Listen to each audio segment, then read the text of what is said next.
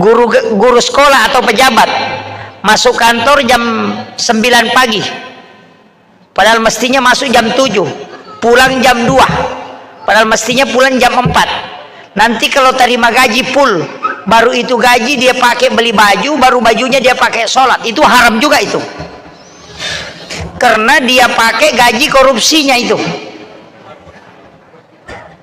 bukan korupsi mengambil uang, itu korupsi karena korupsi kerjaan yang tidak sesuai dengan waktunya.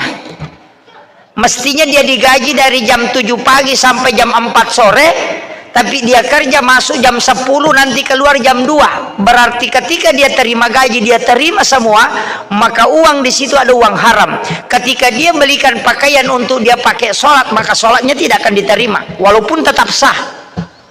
Itu fatal itu, Pak. Nah, ini sudah banyak kena ini.